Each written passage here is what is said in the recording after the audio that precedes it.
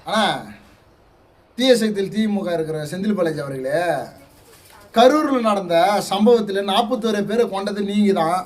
அது நிச்சயமாக தெரியும். எங்கள் அண்ணன் விஜய் அண்ணன் வந்து சிபிஐக்கு விசாரணைக்கு போயிட்டாரு. அங்கே பிரச்சாரத்தை தொடங்கிட்டாரு. நீங்கள் எதுக்கு பல நாடகம் நடிக்கிறீங்க? உண்மையிலே சொன்னால் சிவாஜி கணேசனே ஜெமினி கணேசனே மிஞ்சின ஒரே நடிகை, நாடகத்தில் நடிப்பில் நடிப்பேன் 1 நம்பர் கில்லாடி செந்தில் பாலாஜி, தீய சக்தி செந்தில் பாலாஜி அவர்கள் மட்டும்தான். புரியுதா? நடிக்காதீங்க. உங்கள் நடிப்பு கொஞ்ச நாளைக்கு தான் உண்மை வெளிச்சத்துக்கு வரும். புரியுதா?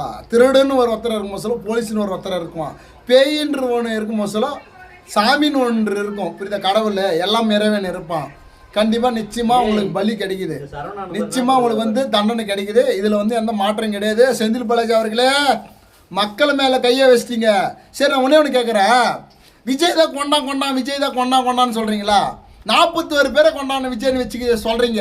சரி, இருக்கட்டும். சேலத்தில் ஒரு வடநாட்டு மாநிலத்தை சேர்ந்தவர் ஒருத்தர் செத்தாப்படி. சரியா? 42 பேர். சரிங்களா? நான் இல்லைன்னே சொல்ல. பெண்களுக்கு பாலியல் கொடுமையில் கொலை செய்தவர்கள், பெண்களுக்கு வந்து நீட் தேர்வில் செத்தவர்கள், ஆண்கள், சில தமிழர்களை சேர்ந்தவர்,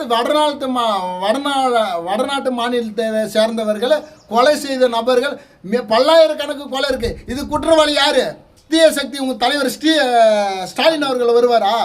தீய சக்தி திமுக சேர்ந்த ஸ்டாலின் அவர்கள் குற்றவாளி. 41 பேரை கொலை பண்ணவன் விஜய் உனக்கு ஆம்பளை இல்லை. அப்போ தமிழ்நாட்டில் பாலியல் கொடுமை, அதே போல் நீட் தேர்வில் செத்த பெண்கள், ஆண்கள், அதே போல் படுகொலை நடந்த ஆண்கள் பெண்களும் சரி. அதுக்கு காரணம் யாரு? இல்லை, 41 பேர் 40 செத்தாங்களா? 41 பேருக்கு விஜய் தான் காரணம் சொல்றீங்களா? அப்போ தமிழ்நாட்டில் இவ்வளோ பேர் செத்தாங்க, அது காரணம் யாரு? ஸ்டாலின் அவர்கள் ஏற்றுக்குவாரா? அவன் தான் கொலையில. Number 1 accused Stalin, number 2 Udhayanidhi Stalin, number 3 யாரு? செந்தில் பாலாஜி, 10 ரூபா பாலாஜி. நீங்கள் தான். புரியுதா? ஞாபகம் வச்சுக்கோங்க.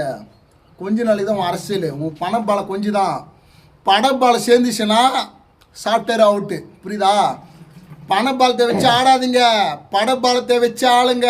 புரியுதா? உன் வேலையே காலாயிடும்பா. வேண்டாம், உன் அரசியல் வேண்டாம், உன் திறமை வேண்டாம். உன் பணத்தை எங்ககிட்ட காட்டினீங்கன்னா